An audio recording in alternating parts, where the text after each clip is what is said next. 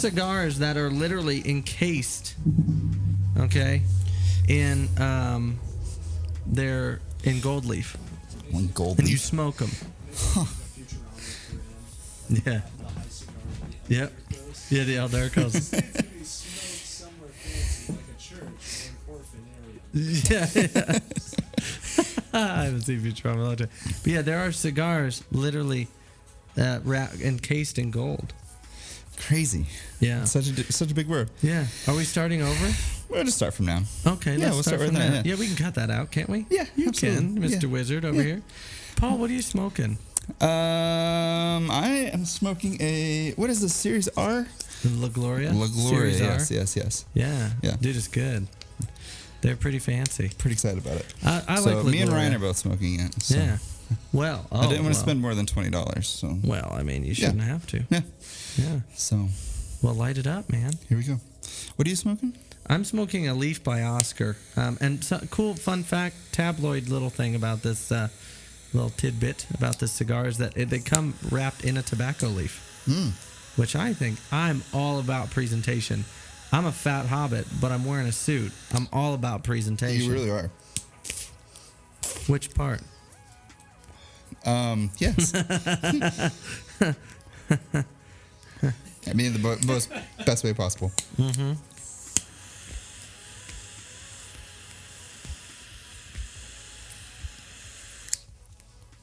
I think the highlight of my Culture Beast experience is always lighting the cigar. For me, lighting a cigar is almost like religious. Mm-hmm. A spiritual moment? Mm-hmm. I could see that. I meant spiritual because one is like a higher than thou out-of-body experience. The other one is, mass genocide and lots of yoga. Right. Fair. Gosh. So yeah, let's let the cat out of the bag here. Yeah, about the alcohol. The alcohol. Yeah. We have a sponsor. Well, not technically a sponsor. We have somebody. Okay, let me rephrase because sponsor makes it sound like we've gone to some meetings. Right. We have a third party, a friend of ours who is imparting not only his alcoholic knowledge, but allowing us to procure some bottles that we normally wouldn't be able to. Right. I think that's a politically correct, stately, if you will, answer. Yes, that was a stately answer. Yeah. And tonight it actually happens to be Maker's Mark 46. Mm-hmm. Yeah. So our buddy Joel, he gave us this bottle for us to sample tonight. We haven't tried anything of it sinful. Yet. So with a cube of ice. With a cube of ice. So we're drinking it. What we I looked everywhere for the right glasses for these, the Glen Cairns. Oh, the Glen Cairn, yeah. But I couldn't find them anywhere. Well, this is fine. Mm-hmm. Now, when we do Scotch, we'll need some Glen Cairns, but I have some, so don't worry about it. Perfect. So, according to Maker's Mark, holy shitballs, that's good. Here, you read this because you will understand and explain it a whole lot more than what. Oh my gosh, there's caramel, there's vanilla. That's unreal. Okay. Oh goodness. One of the problems with age, anybody will tell you, is that I have now started, and I've ordered new frames, but I'm now, if I don't hold it here, it's blurry. That's fair. So, Maker's Mark 46 Cask Strength. 46 Cask Strength. Now, Cask Strength means it's a little more potent. It's not bled off at any. Limited release honoring 10 years of wood finishing innovation from the Samuels family. So, it's an extra-aged bourbon, delivers richer caramel and confectionery notes on the front with an extended finish thanks to the specific... Sorry, it's gonna be really hard to say this next sentence. I'm such a child. With an extended finish, thanks to specially seared virgin French oak stabs that are added to our fully matured whiskey. It was really hard to say that without being inappropriate. And he just turned 12. Yep. Even though it's straight from the barrel, the higher proof is tempered by the signature smoothness of Maker's Mark thanks to our use of soft red winter wheat instead of rye in the mash bill. Now, obviously, mash is what they start with. Right. Being a cask strength, it is higher proof. Pretty potent. It's 109. Yeah. But it 0.6? doesn't taste like it. Yeah, 0.6. Wow. It doesn't taste like it. And instantly I got caramel. Yeah. Instantly. And vanilla. And yeah, so you can get a sweetness to it for sure. I did get some seared virgin as well. Did get some what is seared virgin? French oak stabs. Seared virgin French oak stabs is what I meant. Okay. That's what I meant. I got that tasting. And we're off the air. It is good though. Yeah, it's really good. It's really, and it's smooth. I think it's destined to be drank straight. For an over 100 proof, it's really good. Which you don't like. No, I usually don't like anything over 80, but this is a great thing about like what we. So here at Culture Beast, we are all about all sorts of different cultural things. Yeah, and trying new things. Trying new things, and so this is definitely a wheelhouse that I'm not strong in yet, because I know a whole lot more about coffee. Very much so. Than I do about and beer. Yeah, you know way beer. more about beer. I know than more I do. about beer. Yeah. But I don't know so much about alcohol. Yeah. And I'm really, really excited. Some of it's for drinking, some of it's for eye surgery, and depending on the day, those switch up. Yeah, that's true. The cool thing that I'm starting to learn about spirits is that like you can have it plain, you can have it, you can mix different things into it, you can mix them together with other things, and there's the possibilities are endless. And so it's really fun partnering with Joel on this, because like a lot of knowledge. Yeah, you guys have a whole lot of knowledge in both of these. He's a tequila guy, and we are excited to get him on. I love tequila. I'm so excited. Tequila doesn't love me, but I love tequila. I've never tried tequila because I've heard bad things about it. Well, I'm sorry, and I'm gonna probably alienate the 4 viewers that we have, but I think that Jose Cuervo and Patron are garbage. Yeah, they're garbage. They are. They're garbage. Yeah, Ryan agrees. And good tequila, 100% agave. Is my choice, Avion specifically, and it's so different. And I sip it. People think I'm nuts, but I sip my tequila. Like I'll pan-sear like a whitefish with some like asparagus or like a salad or something, and then I'll sip tequila with it because it really goes well, believe it or not. So yeah, I'm excited for you to learn more about. I'm excited to pick on his knowledge and learn some cocktails of my own. Yeah. Yeah, I got a shout out on social media for one of my recipes at Doc Harper's. Oh, no today. way! Yeah, that's cool. Yeah, what was the drink? The Bourbon Elder, and the Bourbon Elder, and it was cool because the guy put it on there. He said, "These are so great, you got to come try it." And then Tim Carlisle, my friend who bartends in Vegas at Aria. Actually said, oh, what's in that? And Trevin Sparbo, who we want to have on, he's great, the Blind Bison Speakeasy, he went on there and said, it's this, this, and this, courtesy of the one and only Hugh Hunley. And I thought that was so cool. That's so great. It's like, wow, I'm getting some traction. So good. And not the bad kind where you have to reset your back. That's so great. But yeah, so it's very generous of them to let us drink this bottle. Yeah. And it's fun I'm excited to see what we can make from it. So probably next week we'll mix something into it, I'm thinking old fashioned. Yeah. I'm thinking I'm going to have to pull out my old fashioned recipe. Yeah, you should. So it's a fun endeavor. It's fun for me, diving into different part of culture that I don't understand fully yet. Well, and you know how, you have a specific way you do a pour over, you have a specific way you pour a shot or pull a shot of coffee. You have a specific way that you do different drinks. Bartending and spirits are kind of the same thing. I have an old-fashioned recipe that's different from somebody else's old-fashioned recipe that's different from somebody else's oldfashioned recipe. Right. But they're old-fashioned. Yeah. Because it's just how we like it. And that's what's cool about spirits and alcohol is like that's you can do that with it. With coffee there's more limitations, I feel. That's like. True. Yeah. I mean, it's just all the same bean. Sure. I mean, there's variances that you can control at the roaster, but the production side of it, it's either more coffee, less water, more coffee. That's true. You know, bigger particle size, smaller particle size. So there's those variables, but there's not a ton but of the coffee itself is pretty constant. Right. Whereas the spirit is one of the variables. Right. It's and that's I never thought about it that way. That's fascinating. So yeah, super fun. So I'm really excited about this. So shouts to Joel. Too. Yeah, we have a couple other. We have a gin that we're gonna tap into at some point. Yeah, that gin.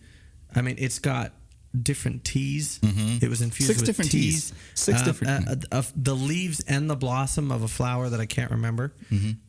But it smelled unlike any other gin I've ever had, and I like gin. Yeah. And actually, when we crack that one open, we'll be doing a specialty cocktail. Cool. Yeah. Love it. Pretty excited about that. So I'm excited too. Yeah, it's gonna be. I've got a cocktail just specially for this gin, and it's gonna really let the gin shine without while adding to it, but not overpowering it. I'm pretty excited, but I'm gonna keep you in suspense. Cool. I will wait in suspense. Good, dude. By the way, we're on episode 10. Oh my gosh, how wild is that? That is wild. And I hope we have 10 listeners. That's all I need. Yeah. That's all I need. New listener per show. By the time we're 80, man, we'll have a lot. Yeah. Full studio, full team. Yeah. Oh, team. We already have. We're getting there. Yeah. We have kind of a studio-ish. We're a production manager. We have a self-labeled production manager. I kind of accidentally labeled him last week. Oh, it was you. Yeah, I labeled him. Yeah. Well, that's fine. You know what? Unanimous vote. Man. No, unanimous vote. Yeah. I'm just giving him a hard time. He's the reason we sound so sexy, velvety, smooth. Yes. Yeah. So shall we jump in? Yeah, let's jump in a little further. Let's jump in.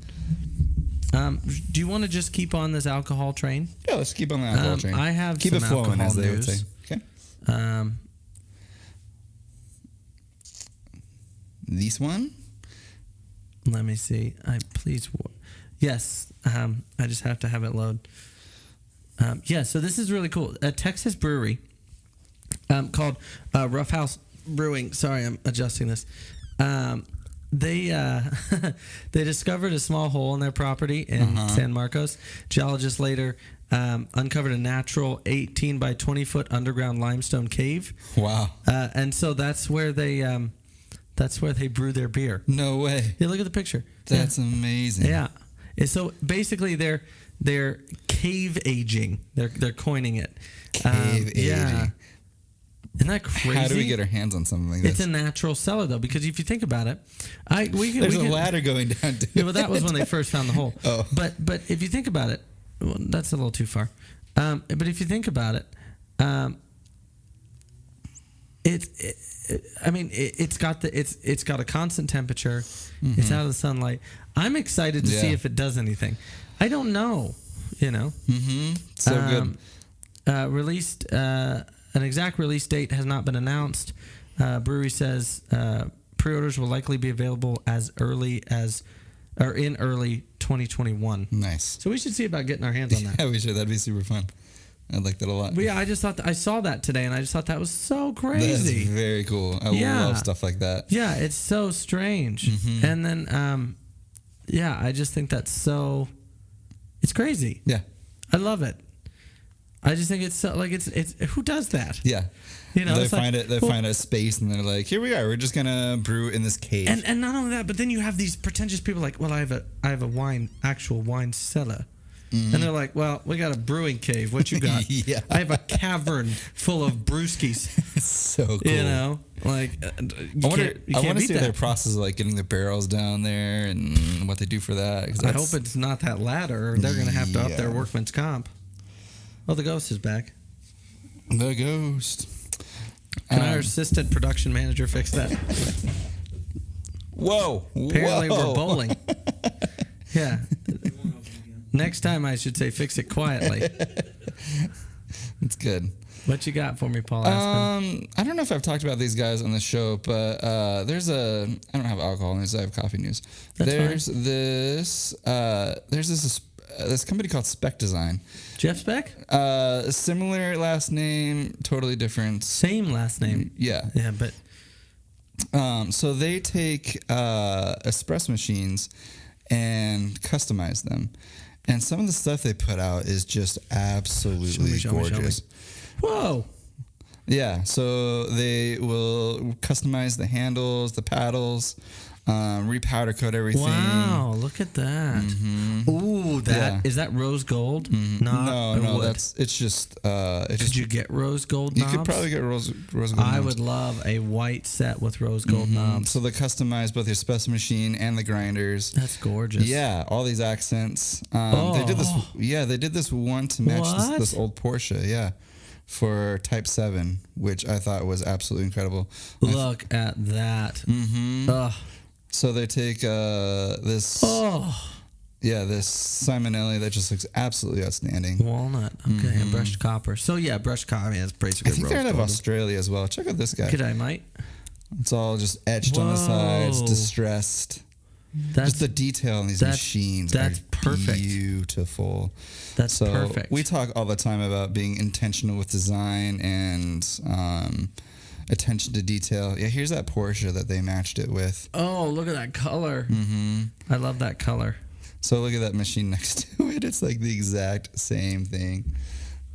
Oh, so cool. And I love that the lettering is the same. Mm-hmm. Which, and look, it just fits in the little. They even put Porsche on the backside of it. Dude, I'm a huge 356 Porsche fan because I just think they're just gorgeous cars. You have to upgrade the engine, but right. But yeah, so I thought that was kind of fun thing to share. Definitely not the fuse box, huh? Definitely not. Not doing that. No. So yeah, so I thought it was pretty cool.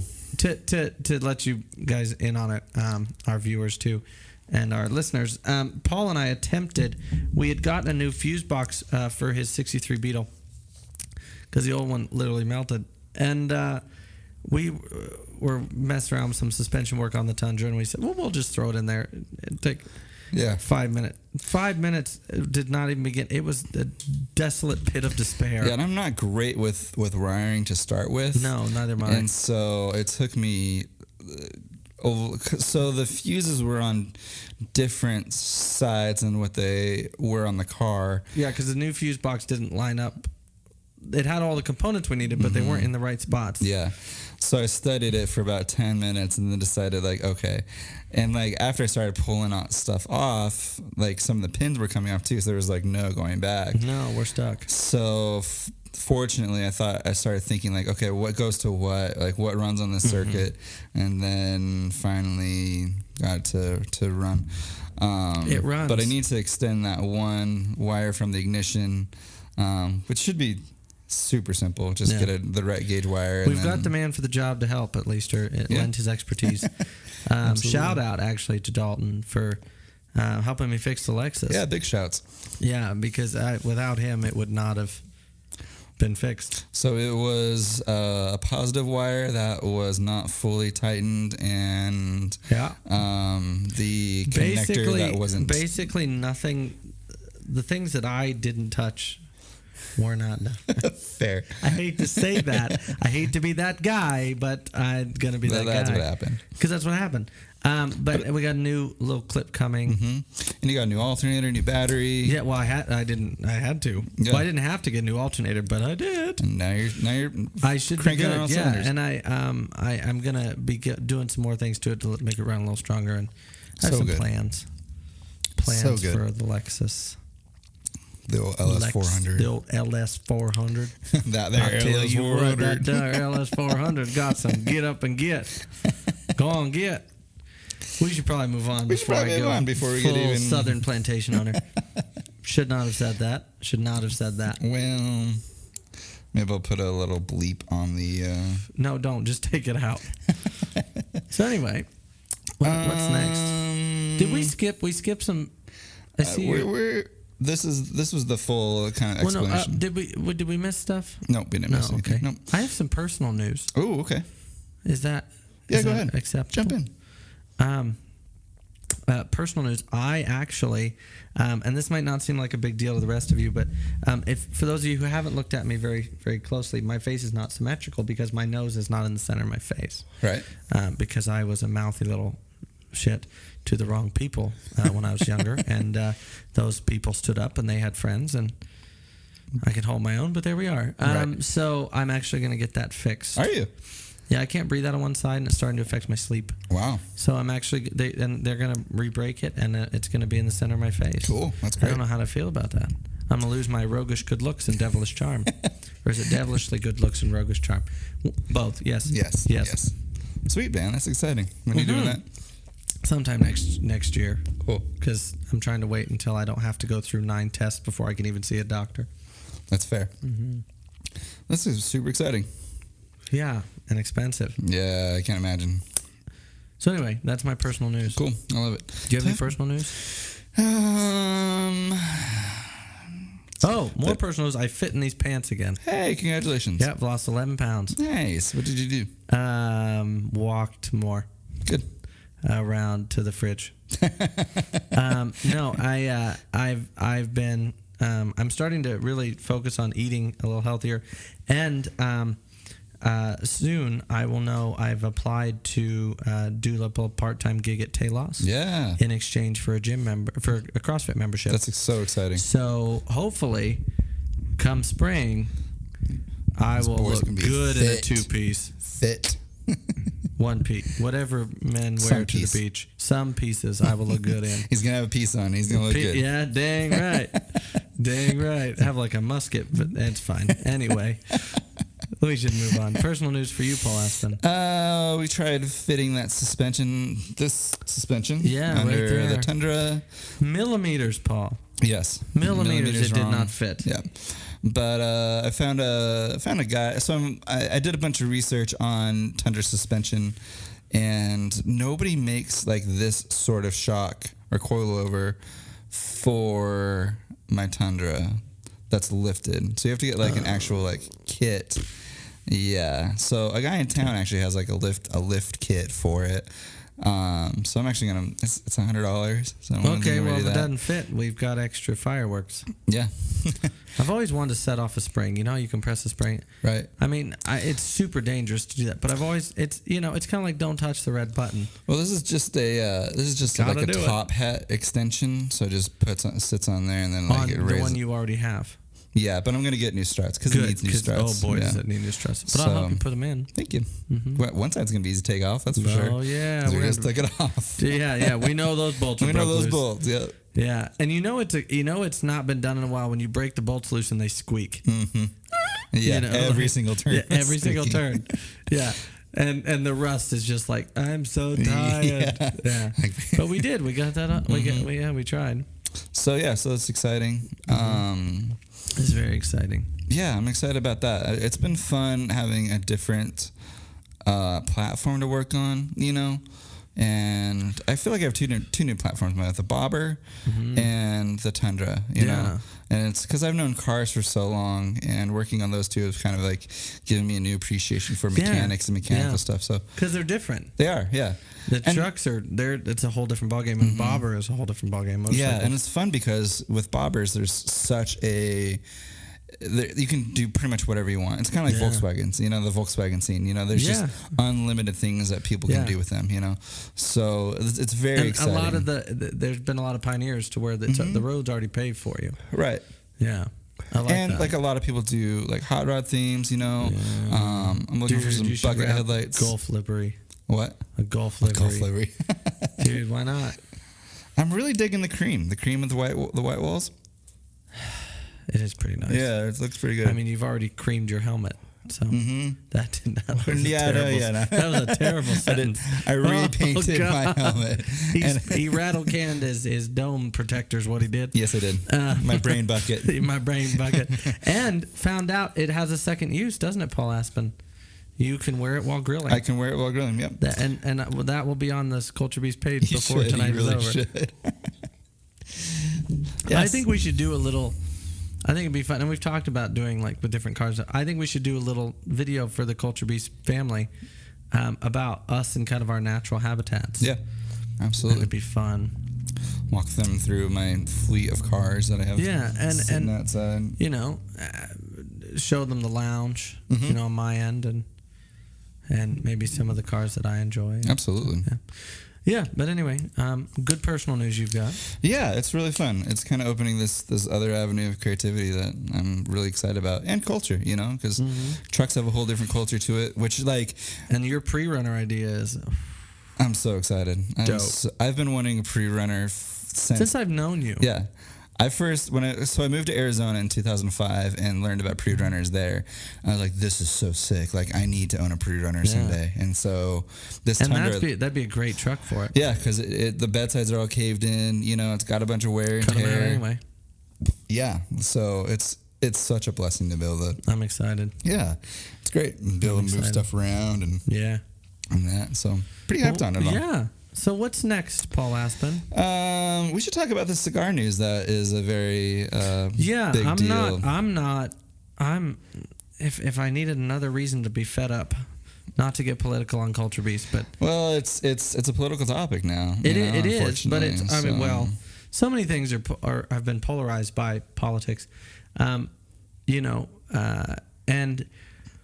we are in a very unique time. We've never really been in these predicaments that we're in this day and age. And so it to me it's kind of the unknown. Yeah. And I think that whether you're a Republican or a Democrat or an independent like myself, I think that you should be paying attention. I'm not going to tell you to be scared. I'm not going to tell you to be happy. I'm not going to tell you to take up arms or anything like that. I think you should be paying attention. Right. Because this is history as it's never been. You're seeing history in the making here. For good or ill, it's happening. Right. So, today, or a couple days ago anyway, it was a couple days ago, President Trump came out with new sanctions on Cuba. And now Americans traveling to Cuba and traveling abroad cannot buy Cuban cigars or rum. Yep. Period. Yep. And the Obama administration had kind of reopened that avenue. Yeah. And it's not only a blow for like cigar smokers like myself and alcoholics like myself, but it's a blow for trade, and it's a blow for international relations and diplomacy, and it's not good, And I mean those. The reality is like the things that are produced are people's lives and livelihoods. They have families they need to supply. Yeah, but and we're the for. only country that really doesn't get Cubans, right? Because Castro pissed off Kennedy, and here we are. Yeah. So because I follow Cigar Aficionado actually on Instagram, and I was reading through a lot of the comments, and a lot of them are like, well, I like Dominicans better, So like, it's okay. Dominicans have not been on the top of their game for the last 5 years. Right. So whoever said that's wrong. There's 20 different people that were they're all wrong. No, and this is a personal preference, I guess. It really is. But I think lately, last couple of years, Nicaraguan tobaccos out of Esteli especially. Yeah. And it says Esteli on your wrapper. That's Nicaraguan. They've been killing it. Yeah. They've gotten the good rain they need, the good crops, the good soil, the good harvests, great blenders. I mean, they're killing it down there. Dominican tobacco used to be, because it was all Cuban seed, And people go, oh, well, the Cuban seed. Well, yeah, most tobacco is of that descent, that lineage. But I think it's important to remember, yes, for a long time the Dominicans were on top of their game, but they had natural disasters. They had some changes in the soil. They had this and that and the other little things. Even just air pollution can affect your harvest. Right. And I think Nicaraguan tobacco is probably the top right now. Yeah, there's a lot of comments saying that they prefer Nicaraguans anyways. So it was a lot of comments. The Cubans are good. Yeah. Okay, they're smooth. Right. I've never had a Cuban. The thing that part of what makes a Cuban so great is that it's exclusive. Right. It's elusive because you can't get it. Yeah, and that's the notoriety that's all. The notoriety, like, yeah. People are like, oh, I had a Cuban. You need a Cuban. When you say you get a Cuban, like you know what you're talking about. Cigars. I love these guys. That's just it though. When guys go, you say, well, what's your, I smoke cigars. What's your favorite cigar? I like Cubans. 9 times out of 10, they're full of shit. Right. Oh, and they're like, well, yeah, I was in Mexico on a beach, and this guy bought a box of Cubans. They're fake. Right. If you bought them off a guy on a beach in Mexico. See, for me, as like not knowing much about cigars, like I've always thought Cubans were really gimmicky, because you hear like so much of this, like, oh, I got a Cuban cigar, or someone's getting married, like, oh, I got Cubans, whatever. It's like, it just seems like overhyped. It's overzealous. Yeah, it's overhyped. But they are very good. Yeah. And if you can get pre-embargo stuff, which it's out there, it's hard to get. It's some of the best tobacco you'll ever have. Huh. Because they're old. Right. Cigars can be aged just like wine. Yeah. Okay. I tried to age some actual Cubans that were given to me, and then I let it go and molded it. But Plume, which is white. Here's a factual tidbit, cigar news here for our listeners of Culture Beast. If you look at a cigar and it's got white kind of spots and kind of growth on it, that's plume. Okay. Plume is good. It means the oils are aging. Oh, really? You can wipe plume off. Interesting. If it's green, it's mold, and you will die. Yeah. You won't die, but you could not death, but you can see it from there. All right. But yeah, so I think Cubans, do they live up to all the hype? No. Are they a damn good smooth cigar? Absolutely. Yeah.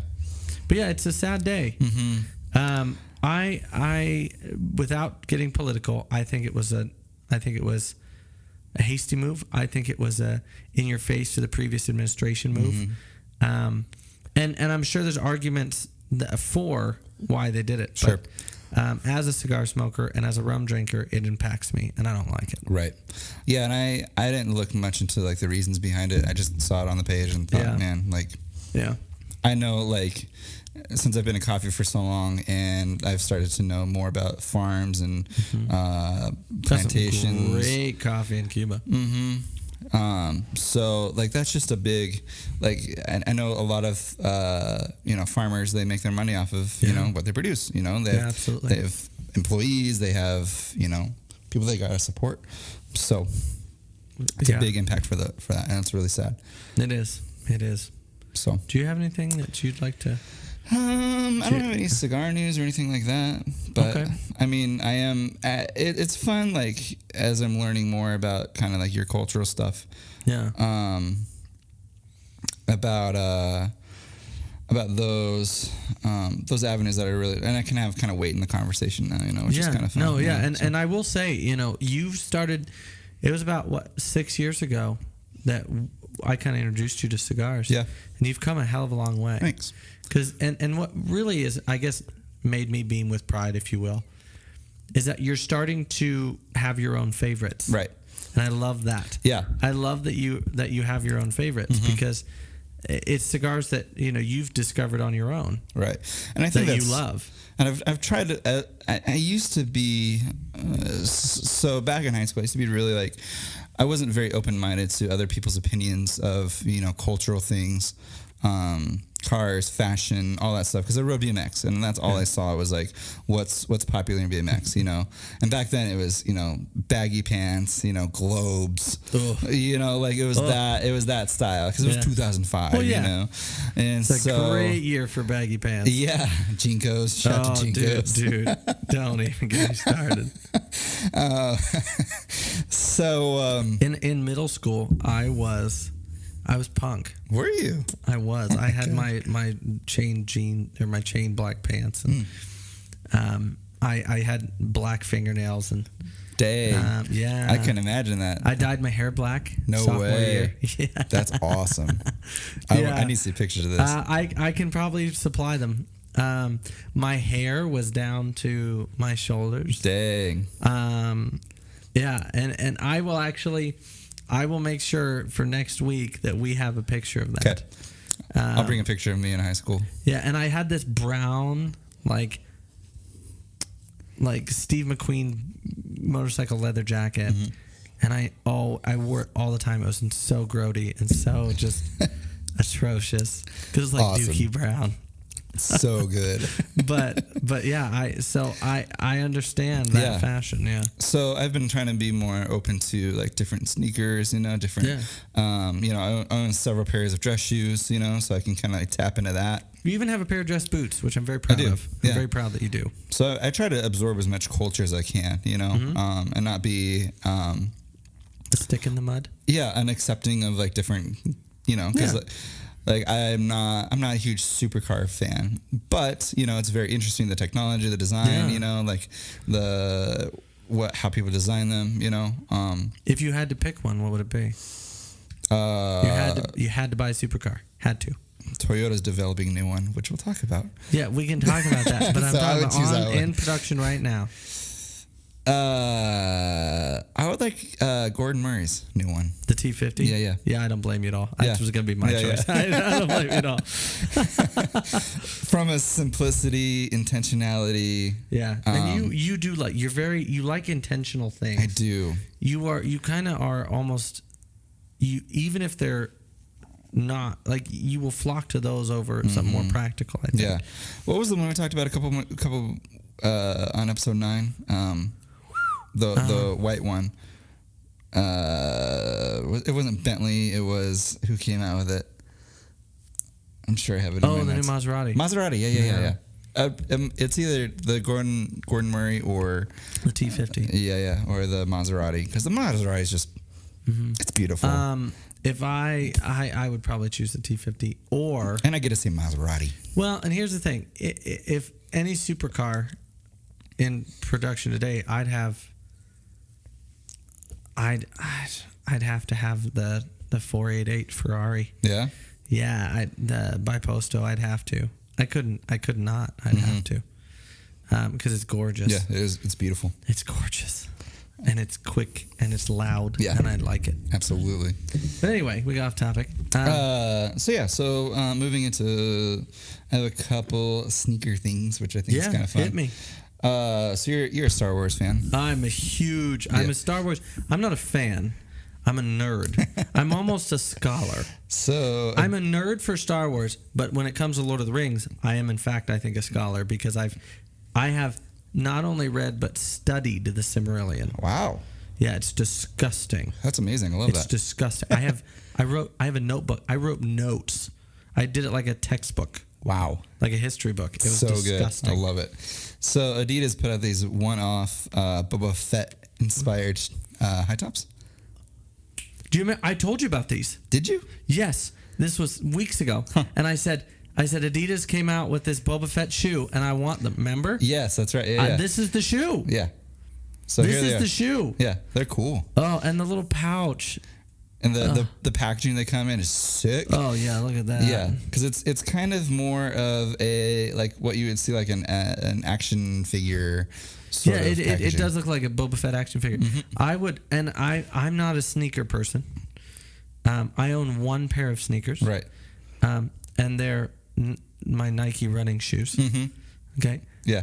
But I would own those. I would wear them. They're cool because I would cuff my jeans for those. Would you? I would. Wow. They're 110, which isn't super expensive. Not for limited editions. Yeah. Christmas is coming. But it's cool. I like the colorway that they went with them, Well, yeah, it's Boba Fett. Yeah, but the little pouch on the side really gets me. I love that. But it's not too much of one, and it's not too little of the other colors. So it's the olive green base with hints of yellow on the tongue. And only a couple of kind of slate that he has on the tongue as well. Right. And following down all the way through the laces. I love that. Yeah. And only, the top 3 eyelets are yellow. There's just a lot of intentionality. And there's a little bit of red. Yeah. And the gray sole was safe. And then they have the brown kind of wrapping around the back. It's just like a... And it looks like, because that's his little belt pouch, which I like. So it's just whoever. And the Mandalorian insignia. Yeah. For those of you who don't know, you'll say, well, no, the Mandalorian's on Disney+. Well, Boba Fett was, and Jango Fett, his father, were Mandalorian bounty hunters. That's a cool detail. Mandalorian is a race, not a man. Oh, I didn't know that. Yeah. I haven't started watching the series yet. So Mandalore, we're going to get nerdy for a Okay, second. go ahead, nerd out. Mandalore was actually a planet of these elite soldiers for hire. Okay. And they were called Mandalorians. Well, when the Great Purge, the Empire basically slaughtered most of them for resources and because they could rise up. Right. They went into hiding and became, because they were very good at what they did, bounty hunters, because they could find people. And they had a code. They have this kind of code that they adhere to. Mm-hmm. But yeah, so that insignia on the back. On the yeah. Let's find where's the back. Yeah. That one. is the actual Mandalorian insignia, signet, if you will. So yeah. Anyway, there's a nerdy Star Wars fact of the day. I love that. So one thing that I noticed about these shoes, a detail. So they're my size. Yes, they are. One side of the shoe says star on the bottom. See that? How it says star on the bottom of the shoelace? Yeah. And then the other side says wars. Wow. Yeah, that's fancy. That's cool, huh? Yeah. That's fancy. Hopefully you lace up the right feet. Or since I say war stars. It's not left or right. It's Star Wars. War star. War stars. Yeah. Which, I mean, I could dig it. Yeah. Yeah, I'm so glad you brought that up because that is a shoe. That is a sneaker I would own. That and those Nikes that I've talked about. Mm-hmm. I'm branching out. You Paul are. Aspen. I love it. Branching. It's fun because there's a lot of people pair like sneakers with suits. They do, don't they? Mm-hmm. And I think that's a really cool aspect of like. I think it's absolutely atrocious. Do you? Yeah. I think it's fun. I hate it. I think it's a fun. I hate it. Now. Yeah, no, I hate it. I would do it. I do it. I know. I hate you. I thought this color was cool. There's another pair of Adidas. Oh, see, I wouldn't wear those. Yeah. I wouldn't necessarily wear them either. They're very, very bright, but they are something. Mm-hmm. But they come in a couple different colorways. This is it's a graffiti crew out of New York that got to do their own colorway for this Adidas original, which I thought was really, really cool. That is cool. Mm-hmm. So look at that. He's just doing that with freaking spray paint. Look at that. I love graffiti culture. It's or is that paint pen? Looks like. I think it's paint pen. Yeah, but still, dude, that's so crazy. Yeah, graffiti culture is really interesting to me, and it's cool. Like when graffiti culture bleeds its way over into fashion, because you get that because the graffiti culture it's very free spirited. Yeah. You can kind of do whatever you want. Yeah. And so it's cool that they would kind of partner with Adidas with. I love that. Yeah. So it's definitely not something that I would necessarily wear, but I think it's a really cool collaboration. I wouldn't cut dead in that. Yeah, I wouldn't wear them either, but it's a cool collaboration nonetheless. No, and I do like a good collaboration, even though it might not be something that I would necessarily wear. I can appreciate the fact of what they did. Absolutely, yep. So I thought that was really interesting. Yeah. Oh, I see the 6th photo, and I just have to bring this up. The what? The BMW grill. Yes. What the actual fuck? I know. It's Paul. Ugh. What are they thinking? Right. Are we moving into cars? No, I just wanted to point that out. A really funny image. It's terrible actually. So being fun. a recovering addict, that's a terrible image. But it's how I feel about it. Because look at the nostrils on the thing. It looks like, you know what it looks like with those slit nostrils like that? It looks like Voldemort. It reminds me of Angry Birds, like the pig on Angry Birds. Doesn't it? It does. I love the caption of this. I love the color. It says BMW facial reconstruction suggests they're genuinely in touch with the needs of their clients. And it's a bunch of Coke in front of this BMW.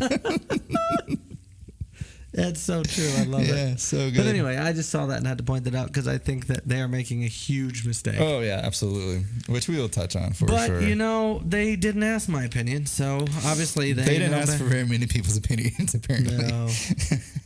The craziest thing is they have a team. Yeah, and all people, said yes. They all agreed to this, yes. Or they offed them one by one of the two. Well, maybe. I mean, it is Germany. Yeah. They have a history of killing people they don't agree with. Yeah. Too soon? It's been 80 years. It's not too soon. Give it 100, it might be a little. No, it's not too soon. Robin Williams was on a German talk show, and the lady said, this is one of my favorite stories of Robin Williams, because he's just so to the point, he doesn't really think before he talks like other people we know. I don't know that. Yeah. But he was on a German talk show, and she said, the host said, why do you think there's not many German comedians? And he said, did you think maybe you killed all the funny people? And she didn't. She just very straight face went, no. Or one of my other favorite German jokes, since we're losing viewers, we might as well talk about it. Jeremy Clarkson said the Germans do everything better, even their sat navs just go straight to Poland. Oh my gosh, it makes me happy. So funny. It's good stuff. I had a couple music things that happened this week, which I thought was fun. I actually, what have you been listening to? We'll start there. I was kind of all over the place this last week. I went to kind of a big kind of punk sort of phase for a little bit. I found this band called Kayak Jones. Okay. They released an album last year, 2019. I was listening to Chief State, and then Spotify just goes and plays radio, and this song came on. And I looked at Kayak Jones. I was like, "This is incredible!" And so I went through their album, and I've been listening to it almost nonstop. Yeah, and I like bands with names like that. Just weird names like Hiatus Coyote. Yes, one of my exactly. favorites. Yeah. I've been, and I can't believe I'm admitting this to anybody. I've been in a Harry Styles mood most of the week. Wow, cool. I love that. Oh, I love Harry Styles. I also like him as a person. Like, his style is legit, and I think, and people you go, oh, they're the next this, they're the next that. I think he's the next David Bowie. Interesting, because he's so good, but his style, he's got it on the music, off the music. I think he's the next. David he's Bowie. one of the artists that I haven't really dove much into, and I think boy can sing. Can he? Huh. Interesting. Yeah, and he has an appreciation for the older stuff, which I like. Yeah. Maybe that's an artist that I should dive into this next week, is Harry Styles. I've also been kicking around some Fleetwood Mac. And I just discovered a song by Ludacris. Ludacris, Naturally Seven, and some other guy. I can't remember his name at the top of my head. It's called Soul Bossa Nostra. And it's their, basically they're basically appreciating Quincy Jones. It's kind of their thank you for helping us make it, and it's a really legit song. Wow! Because Quincy Jones did Soul Bossa Nova, which is very horns and flute, and it's and it's in Naturally Seven is an a cappella band, and so they're doing all the horn parts from that as Ludacris is doing his thing, and so I've been kind of all over the place too now. That's cool. I love that. Yeah. What's your music news? Andy Mineo. Oh, yes, I know Andy Mineo. Do you like Andy Mineo? I'm on the fence. Yeah. I know a lot of people that really like him. I'm on the fence. I feel like his music's gotten exceptionally better in the last 3 or 4 years. With that. The first few albums were like, meh, I don't know. But as I think he kind of got into his own. Yeah, kind of exactly. came into his own. So a couple of years ago, I think in 2017, he put out an album with his friend that goes by the name of Words Played, and it was called Minor League. Really, really great collaboration. But they put out a new song. It's called Roll Call, I think. It's really good, really old school, vibey. Oh, dude, I would probably like that. Yes, it's a really, really good song. I've been listening to it when I haven't been listening to Kayak Jones, I've been listening to that song. Okay. And it's good. And they it's cool. I like the way that Andy Mineo thinks about his brand and his culture, because he's just so willing to do random weird things. Put it on the Culture Beast playlist. I will. Which we have one.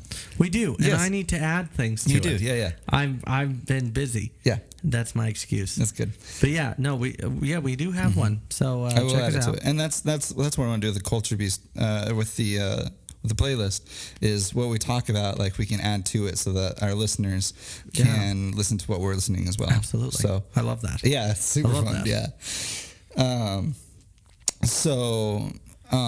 So with minor league, what they did is their whole branding was after like the 90s era of basketball, you know, how it was just so iconic, you know, like the Globetrotters and stuff. Oh, yeah. So their whole And branding Michael was Jordan, and Michael Jordan, who actually played basketball and not just did a bunch of fancy stuff. right. Yeah. So their I'm a whole big branding Michael was Jordan just fan, revolved around that, you know. It looked like it was shot on like 35 millimeter. Really cool branding. And so Andy and Words Played were in Japan. They're going through this museum that's like a bunch of lights and sound, and he's like, we need to record a video here. And so they made this video that's supposed to be coming out for one of their songs, and they filmed it in this. Whoa, that's cool. So there's that sort of cultural stuff that I think is really cool. That is rad. Mm-hmm.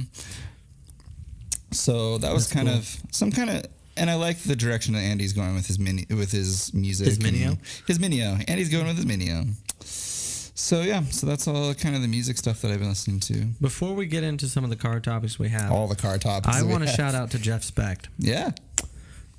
He sent me some videos he has taken of his travels to go professionally drift and stuff. And he's put it on to make it look like old film. And he's put it to some, like he did it to Dreams by Fleetwood Mac and some other things. Cool. And he's put together these little clips. Has he sent these to you? I'm going to send one to you. Cool. It's going to blow your mind. He's doing some really rad stuff with this video. Sweet. And I want to, and so he's on Instagram. I forget his handle. Let me just look up his handle real quick, or if you want to do it, just so, because I think people need to go check this out. Yeah, he reached out to me. Not only is he a hell of a drift car drifter, but he's a heck of a mechanic. He's a heck of a friend. He's a heck of a guy. But now he's a heck of a videographer. So good. Dude. It's Nori Specht. Nori Specht, yeah. SPECHT. Yeah. On Instagram. And I'm going to probably put the video up on the Culture Beast page because it is rad. Yeah. I love what the person that Jeff is becoming, you know, because I've known Jeff for a long, long time. Yeah. And, you know, back when he had his first Lexus, is just like really ratty, like kind of halfway put together. And his new Lexus is just, it's beautiful. It's got a presence. You know, when you see it driving around, you have to look at it. Well, you you can also hear it. It's loud. You can hear it. But he whomps that thing around a track. Dude. Yeah. And he's not afraid, you know, he's not. And it's cool that he's tired of spending cheap money on cheap stuff. You know, he's like, I want to buy the more expensive things. Yeah, and then but he does a lot of his own fabrication, a lot of his own work. Yeah, he's a beast. Dude, he is. I really enjoy. He saved my bacon a couple times on that Lexus. Yeah, and he's helped me out in life. Yeah, dude. And because he runs those 1UZs. Mm-hmm. And the 1Js. There's a 1UZ, not 1JZ. Mm-hmm. 1UZs. And so that's what I have in the old LS 400. The old LS. And so he's been really instrumental in that. Mm-hmm. But yeah, so and I'll put that on the page because it's unbelievable what he's done. Yeah, I love what that dude's doing these days. So cars. Let's do it. Let's jump into cars. Let's do it. You lead off. Bring up something. I will bring up the things. I have a lot of random car news. Yeah, I kind of do too. Let's see. You want to start with a list, or do you want to? Yeah, let's start with lists. Okay. I'm getting notorious for these. I like these lists, but I like the list because it gives you something to think about. Yeah. And I'm actually, I think this is the list. Yes, Would you like to I'm going to navigate? add. I'm going to. No, actually, I like it when you navigate. Okay. You're much better at it than I am. But I'm actually going to add something to this list after it's over. Okay. So can you go back up the top so I can... Sun's out, tops down, as they call it. It's the 20 convertibles for Love and Summer. I call it Summer Lovin'. But 20 convertibles that are on the market right now that are really, really, one, bang for your buck, but two, are just fantastic at being drop-top sports cars. I love this. I'm excited. Yeah. And this article's I'm put a out by sucker for Auto good Week convertible. for anybody that's listening. Yeah. So the new Fiat 124 starts at 26.8. Obviously, it's a collaboration with Miata, Right. So it drives like stink, it goes like good stink. Yeah, yeah. a good stink. Yeah. I think it looks better than the Miata. Yeah, I do too. I like the red accents in this, like the red mirrors. Well, it's the Abarth, yeah. Yeah. And it's unlike the Miata. It's a 1.4 liter turbocharged. Oh, really? It's turboed. Yeah. Interesting. Which I like. Yeah. 160 horsepower in that little thing. Which is a lot for a little car. Yeah, and they have a presence. I like them. Really cool. And then, of course, the MX-5 Miata at 27.5.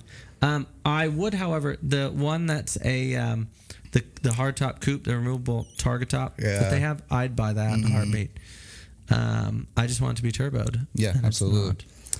The Chevy Camaro. I didn't realize they made a convertible.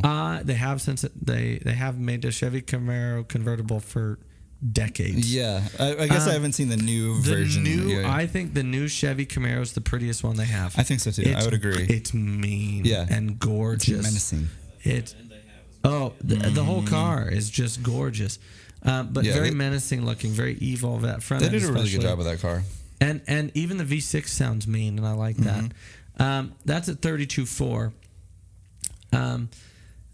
And I think it's better than the new Mustang. That's at 34 even.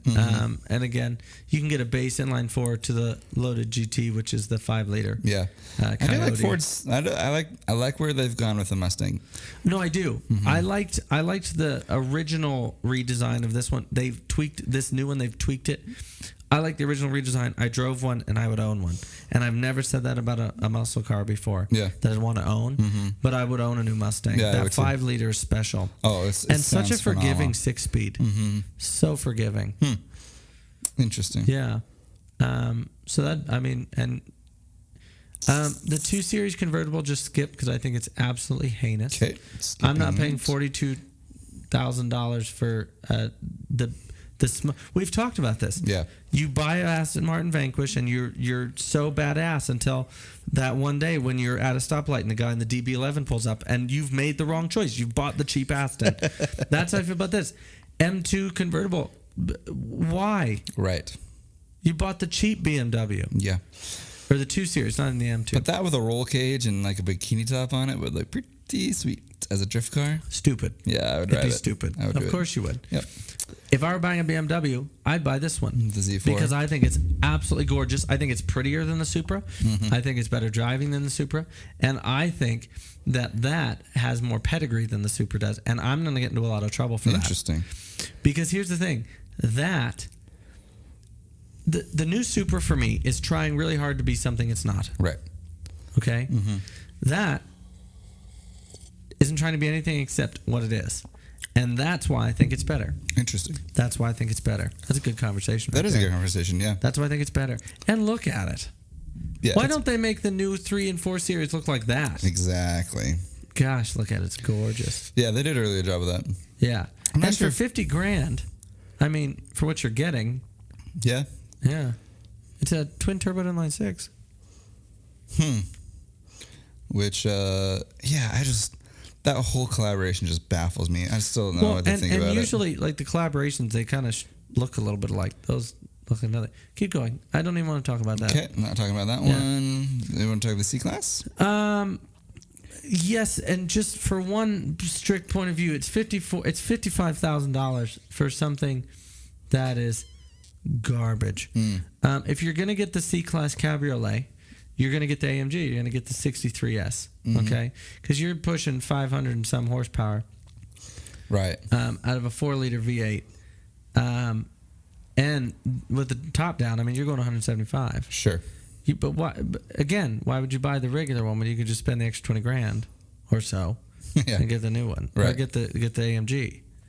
something that's actually, because a convertible, I think is a convertible has to drive quick. Sure. It has to be quick. That's a big convertible. Convertibles have never been something that I'm. Because you haven't found the right one. Yeah, I guess the only convertible that I've really entertained the idea of purchasing, and I have, a couple have came up, is the old 2000s BMW E30. Well, yeah. E36.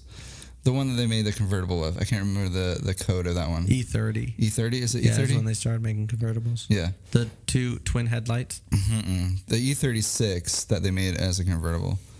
Oh, so like the early 2000s. Mm-hmm. Yeah. Yeah. Well, you can buy an M3 convertible of that same era for under 10 grand. Mm-hmm. And I've seen a few that have been modified and they look really good. Yeah. 6-speed. Inline 6. And wheels that fit, which is nice. Yeah, they're cool. Yeah. So this is my choice, probably of the list. And we all know how I feel. That's a Porsche 718 Boxer. Boxster. 50/50 weight distribution, $60,000 for basically 50/50 weight distribution, rear engined, 911 pedigree. I mean, yeah. And it's just gorgeous. Yeah, and it drives as good as it looks. I've driven it. It drives as good as it looks. I'm in love with it. Yeah. And you can get a proper manual gearbox. Perfect. I think Porsche does a really good job with their convertibles. Well, yeah, they do. Yeah. And even the 911 convertibles I would think about, which is not normal because, the 911 is one of my favorite cars. Right. I love them. But I'd have to go with a Targa. Oh, yeah. Targas are so sick. I mean, if I got a... Yeah. Targas are amazing. Porsche. F-Type, yeah, huh? F-Type, 657. That looks great as a convertible. 5-liter supercharged V8. I would actually go with the V6 in this one. Would you? Because I think the V6 sounds meaner. Interesting. And the V6 is, I think, a little more responsive. I've driven the V6. I've not driven the V8. Yeah. But the V6, I've driven the V6. I've driven this exact car. And it was so loud. Yeah. And so wonderful. It was visceral. Yeah. You felt alive. You felt the heartbeat through the steering wheel. The quick shift gear change was, I mean, it's a manual, but it was so proper and so spot on. And it was just, even in a V6, I mean, you're pushing some horsepower. Yeah. And you could throw that back end out. Yeah. Like nothing. Yeah, I drove an F-Type years and years and years ago. Jaguar sponsored the All Euro show one year. Yeah. And they were giving test drives. And I think the F-Type gets a bad rep. I think it's a special car. Yeah. Because it put Jag back on the map. I think you're right. Yeah. It's the E-Type of our generation. Because it's also gorgeous. Yeah. It made me rethink Jaguar. Yeah. Well, and that's what they were going for. Yeah. It was a Hail Mary for them, and it worked. Yeah, it really did. They're stunning. You know, if I could afford it, I would. Oh, I would too. And they come in all-wheel drive. Yeah, that's right. Yeah, I forgot about that. Yeah. Let's see. I still have the Porsche. But would you? Yeah.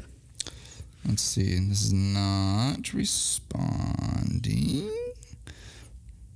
Well, I can bring it up and I can just continue on the phone. Well, let me close that out and we'll reopen it. So, we'll go back on this. But yeah, I think those came out in 2012? Yeah, the F-Type? 11 or 12, yeah. Yeah. The next one on the list is at 67.4, and it's the new mid-engine Corvette convertible. Oh, interesting. And I have to say, it's probably my second choice. One, because I love that 495 horsepower at the rear wheels. 8-speed dual-clutch transmission, 6.2-liter V8. But I don't know if you can see this, Paul Aspen. Right now. But look at that. Yeah. It reminisces of that Targa kind of... It looks like the new McLaren convertibles, the Spiders, which I think are gorgeous. Yeah, you're absolutely right. I think I've said it since they first announced they were going to do it. This mid-engine Corvette is going to change everything. Yeah, you're absolutely right. And I've seen there is a red one, a white one, a lime green one, and a black one in town. Yeah. And I got to tell you, that thing belongs in white. Yeah, the white is fantastic. The neon yellow is hideous. It's hideous. But it belongs in white. Red was okay, but it belongs in white. Yeah. Yeah, I think I appreciate Chevy's gutsiness. Yeah, it was. It was they've been bold messing around with this mid-engine Corvette since the late 50s. Yeah. It's interesting because they take more risk in their car development and not as much risk in their truck development. Why would they? They sell every 59 seconds a Silverado is sold. They don't need to take risks. Right. Every 32 seconds an F-150 is sold. In this country, every 32 seconds. Jeez. Okay? So one was just sold, right? Mm-hmm. So I'm going to time it, and I'm going to tell you when one was sold again. Yeah. That's what I'm telling you. They don't need to take risks. Right. They don't. Why would they? But I mean, you see, like the Raptors getting so much publicity, you know, and like the Bronco getting so much publicity, which we're going to talk about, right? But they didn't take any risks on the Blazer. Nothing. No. You know, they played it very, very safe. But with the cars, they're like, we're going to redesign the Camaro. We're going to make it look beautiful. I thought about this. I think what they think happened is that they wanted to bring the Blazer into the new, and this is what they thought people wanted. By the way, another F-150 was just sold. Nice. So I think I think they wanted to bring the Blazer into the 21st century. Sure. Unfortunately, we're all about nostalgia in the 21st century. Right. Shame on you. Right. Yeah, so it's an interesting dichotomy within the brand, you know. Yeah, but no, they've done a great job of this. They killed it. They absolutely killed it. And you realize with this mid-engine, I hope they're going to revisit the Corvair. Ooh, yeah, an affordable entry-level sports car that's rear engine. Yeah, you heard it here first, folks. U.S. Hunley. U.S. Hunley.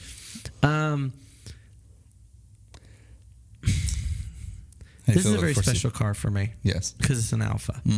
The 4C Spider, 68.7. If I had $69,000 right now, I would bypass the Porsche and go for the Alpha. Right. The only reason I said I would have the Porsche out of this list because 50 grand is a little more attainable. Yeah. And I know what I'm getting Porsche-wise because after 30,000 miles, you'll need a new one of these. But as far as styling, as far as the greatest drive, I think this takes the cake. Yeah, it's beautiful. And that white, it's good white.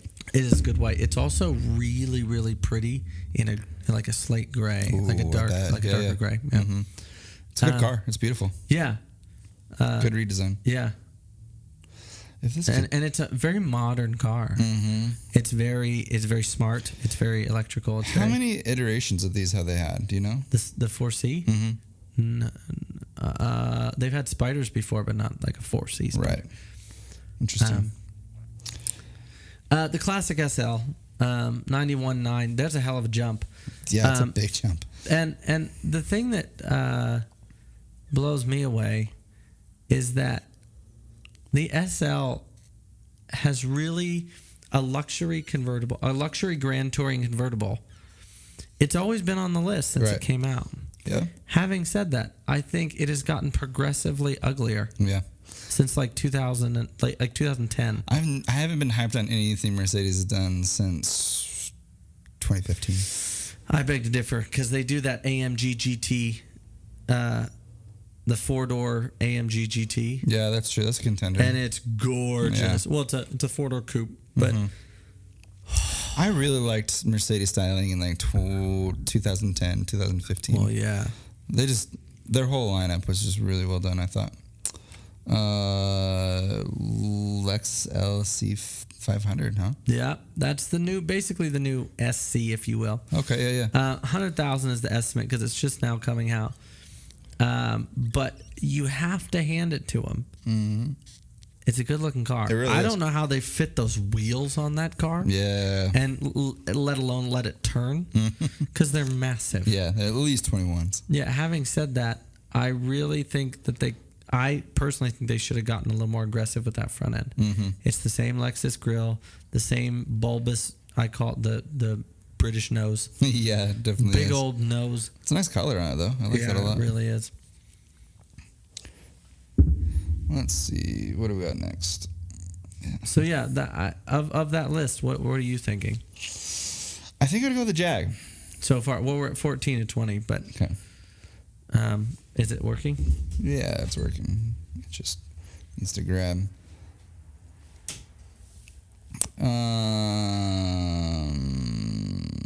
So I'm going to fill the gaps here. Okay. Oh, here we go. So now we're into the Porsche 911, 113,000. And this is the Cabriolet. You can get this, I believe, still on a 4S variant, which means all-wheel drive. It's beautiful. The new Porsches really are. They've squared off the front of the 911. See, I feel like it seems more bubbly. I would dare say it looks more Beetle-ish. Okay, we can't ever be friends. I mean, from this angle, does it not look Beetle-ish? No, it does a little bit. Yes. The thing I will talk about this till I'm dead. The 911 hasn't really changed much, the formula, because it works. Mm-hmm. No, totally. And that's gutsy in and of itself. That's a fact. That is a straight fact. Which I like that. I like that. At a 128.8, we have the AMG GT Roadster, which I think is the ugliest variant of that car. Really? I don't like it at all. I like the front end a lot. On this car, I like the big grill. I don't know why. No, I love the big grill. I just don't like the convertible. I think it's atrocious. I like that color, though. That's a good color. It's a great color. The next one. It's like a pearlescent blue of some sort. Yeah, it's gorgeous. It's interesting. I don't... Yeah. Well, of course, you get all the fun colors with AMG. Yeah. You know. The BMW new M8. The mate. Which is 4.4 liter V8. $143,000. 600 horsepower. Well, it's the 8 series. It's supposed to be the premier. It's the flagship. So that's a... well, the 8 series convertible is a lot cheaper. This is the M8. So this is a 4.4 liter V8. Yeah. 600 horsepower. Yeah. All-wheel drive. It goes. Wow. Looks good in black, dude. This is the only car that's been in black so far. Yeah, and I actually love the new 8 series. Yeah, I do too. I loved the old 8 series. The Audi R8 Spider, it's the same car it's always been. Yeah. I wouldn't pay $183,000 for it. No. And I think it's cheating as far as supercars go. I would agree. Because it's too... It's not... A supercar's flamboyant. A supercar's exciting. A supercar is slightly ridiculous. Right. And this is not a ridiculous car. It makes sense. It's a big rear-engined... TT, yeah. Yeah. That's exactly what it is. The Bentley Continental GT convertible. Gorgeous. I love the new redesign. I love the big grille. I love the 2 different staggered lights. Mm-hmm. I just think... And it's a beautiful place to be inside and out. Yeah, they definitely... It's very stately as far as cars go. As the English would say, it's very camp. Very camp, posh. Yes. Yeah.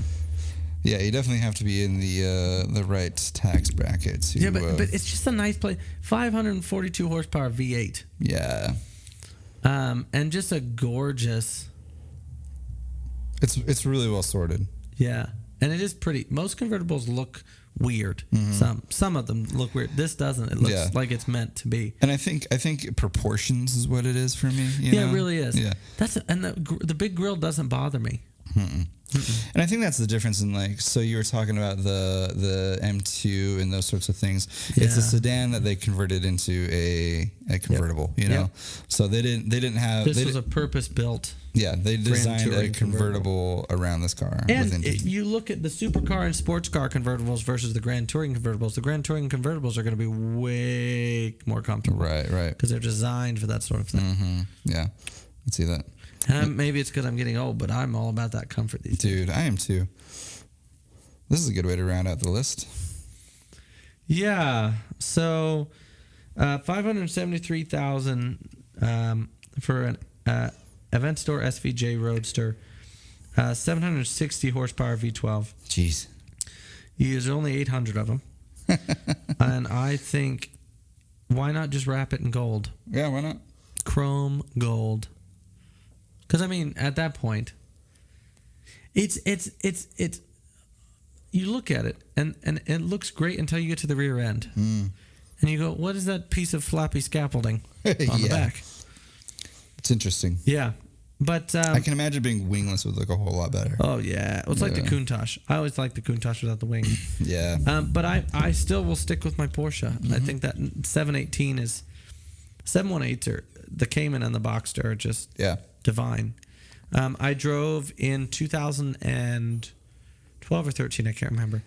In Boise, I drove the then Cayman and the 911 Carrera back to back, and the Cayman was, driving wise, was the superior car in just about all aspects.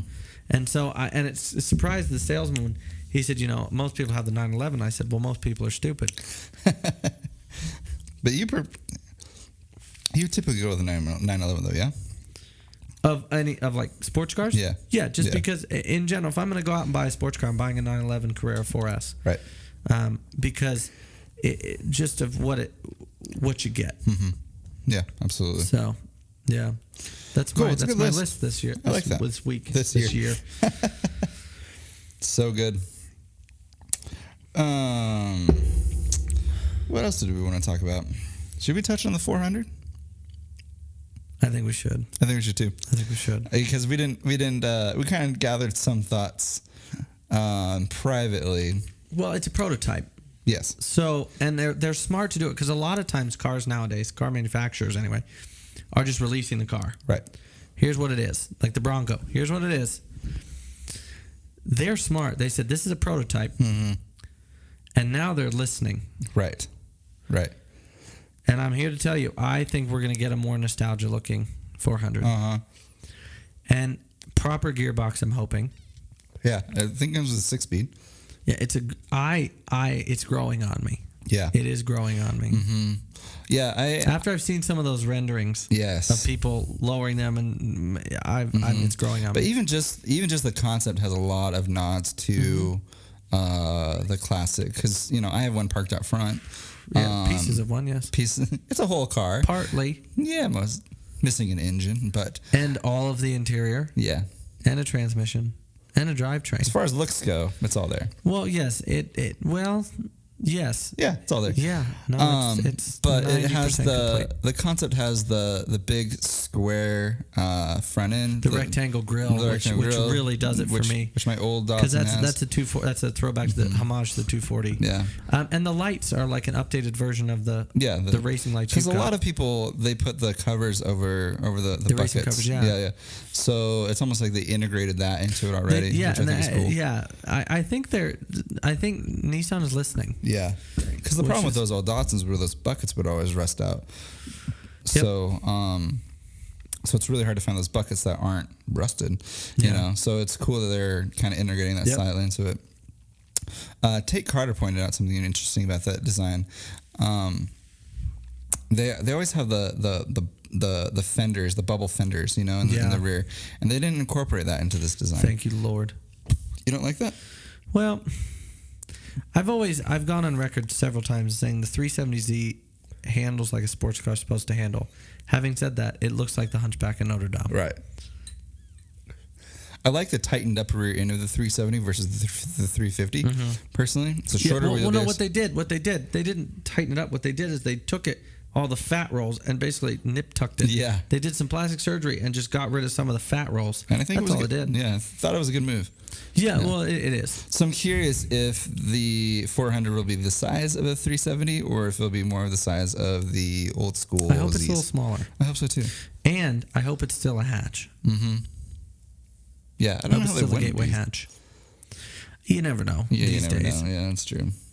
But yeah, I thank you for touching on that because I did want to talk about that. I'm a little annoyed that they released it in that color because of all the colors. Well,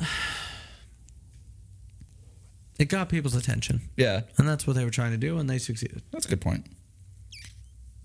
I can see that. Oh, my pocket square's not cooperating. As far as other news, Honda is dabbling in another EV. It's a little hatch, which I quite like that. Yeah, it's not terrible. I quite like that. Wow. I don't know why, but I quite like that. Yeah, it's kind of small. Looks this article says it's kind of like a throwback to the 70s Civic, which I think is pretty interesting. That is, I mean, it's not bad. No. Oh, look at that. Yeah, it's cool. I found an EV that I like. Yeah, I like the wood grain accents. Hell just froze over. Yeah, I felt it get a little bit colder. You know what'd be great to do with that? Yeah, it's gorgeous. You know what'd be great to do with that? 2 JZ swap it. Yes, I would agree with you on that. And see, that's where the EV ends. But it's cool. Look at it. It's a 4-door, but you know what it looks like, Paul? Renault Turbo 5, man. Yeah. Because it's got that just cut off back. It looks like a Renault Turbo 5, which I think it's a good. I think it's a good move because a lot of people that are driving this around, cities and towns. It's not like a traveling car, The Fiat 500 has been a hit. Yeah. Not in Montana, but like in California, they're everywhere. Sure. Portland, they're everywhere. Yeah. The back end looks pretty cool. Yeah, it's a cute little car. I love that. It's smiling. Mm-hmm. It's happy. Yeah, it's a happy little car. It's a happy little car. I love how pleased with itself as it is. Yes. It's very pleased with itself. Yeah. I love that. And I like the accents that they put into it. You know? I love that interior. Mm-hmm. And it's just the dash is gorgeous. I like that little car. What's it called? I don't know. The Honda E. Yeah, I guess Honda E. I love the Honda E. It's so pleased with it. Look at it. Yeah. It's a cool little car. It's so pleased with itself. Mm-hmm. I'm pleased with it as well. It's interesting because I never thought I'd ever be excited about an EV that probably has like 10 horsepower. And it's interesting, but it's just adorable. It doesn't have rear view mirrors. It has cameras for rear view mirrors. Yeah. I love this car. So the rear views are, I guess, on the dash, which I think is kind of smart. Yeah. I think we're going to see that in every major car in 10 years. I believe it. Yeah. That is genius. Mm-hmm. But I love that. I want one. Yeah. Look at this little, it's so happy. You know what it looks like from the front? Wall-E. Yeah. It's so pleased with itself. I love that. So it's interesting because now in EV we're starting to see innovation, We're starting to see people kind of branch out and be like, okay, well, what else can we do? It's a nicely done EV. It look good in your. It's practical, and I'm in love with it. Mm-hmm. It's so pleased with itself. I love that. Let's see. We were both going to share this, which I think is interesting. Is this the GV80? Mm-hmm. Yeah. So blew me away. Yes. First of all, I think it's one of the prettiest SUVs on the market. Gorgeous. But 23 miles per gallon. Oh, and that interior. It's just gorgeous. Holy cow. But out of an SUV that is the same size, it's a little bigger than it's about the size of a Q7. Right. I mean, come on. Yeah, look at it. Stunning. Like, but 23 miles per gallon. This is the thing, though. Out of an SUV that size. Yeah. That's all. Yeah. I'm almost as pleased as that EV is with itself about that. Yeah, it's a good looking car for sure. Any car that can get good gas mileage while still keeping its petrol engine, I'm happy with. Absolutely. 100%. Because I'm a petrol head. I'm not a battery head. Speaking of petrol, in 2035, California is not allowing gas engines to be sold. What? Yep. 2035. Yep. They are not going to allow any gas cars to be sold. Can I rant? Mm-hmm. This is some bullshit. Right? Are you kidding me? Mm-hmm. What are they going to do? Sell a bunch of Hondas? Right. I'd be fine with that. But what I'm saying is, you've got to be kidding me. They can't sell them. Yeah. 2035. But, okay, so... Well, we're going to see a lot of millionaires coming to Montana to buy cars. So it's interesting because... Unbelievable. What are they thinking? I always heard people that say they want an earthquake that's so California just breaks off and floats into the ocean. And I'm like, that's so This makes rude. for a compelling argument for that. Earthquake. Wine country can be in Nevada and Oregon. That's fine. We'll get all the Montanans to go over there, jump around a whole lot. Jump around. Yeah, no, seriously. That's the stupid. Yeah. All of them stupid people. The interesting thing, though, Tate and I actually had a conversation about this. That's 15 years, right? A lot has Enough changed. time to find the people who introduced that and killed them. Yeah, a lot has changed in the last 5. Yeah. A lot has changed in the last 15. 15 years ago, we didn't have the iPhone. We didn't have smartphones 15 years ago. Oh, now I feel old. Isn't that crazy? I don't like thinking about stuff like that. I don't. Right. I don't like thinking about. While we're looking back, we're not going that way. I'm going back there to say that in 15 more years, what else can change? You know what I mean? Yeah. But you know what else? What can change? The feeling you get when you get into your big block V8 muscle car and start the engine and it backfires and throws a flame 2 feet. Yeah. No EV can do that. No. You start it up and it goes. Exactly. Yeah. Like, Formula E. Yes. If you want flames, just puncture the battery. Yeah, it's puncture the battery. He says. Are you guys cold? You can close that door if you want to. Are you sure? Okay, cool. That upsets me. Yeah. I'm not going to sleep very well tonight. Yeah, so that's pretty interesting. That's stupid. Yeah, I'm grumpy now. Yeah, it's interesting bit of information. It's stupid. Yeah. What do they? Oh, okay. We have to move on. I'm getting grumpy. I'm getting upset. Yeah, I can't wrap my head. Gonna need to just volume here pretty quick after that. Polestar. Ooh, yes, the Polestar 2. Mm-hmm. So they're making this one, and it kind of really makes me sad that the Polestar 1 isn't really being made. Yes. Because it's so pretty. But the Polestar 2, I haven't seen anything about this. This is completely new to me. Yeah, the Polestar 2 is their SUV or crossover thing. Oh, Look interesting. at it. Huh. It's kind of cool. Yeah, I actually like it. I'm just glad. Look at it. Wow. Yeah. Yeah, that's really nice. I think it's pretty. Yeah, I like that a lot. And I am really excited to see them on the road.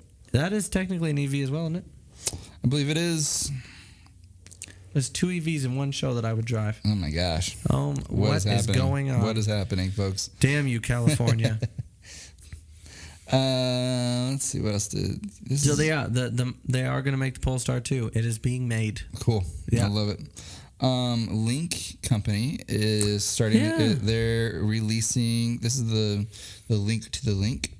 Oh, 4 days. Yeah. So you can see the unveiling of it. Next week on Culture Beast, we'll have. Yep, we will. We'll chit chat about it. Mm-hmm. Which I'm really excited for. I mean, this is a brand new. Yeah, we've been talking about Link since almost we started this thing. Yeah, because they caught my eye, and then Cyan got a hold of them, raced them, did very, very well. Very well. Yeah.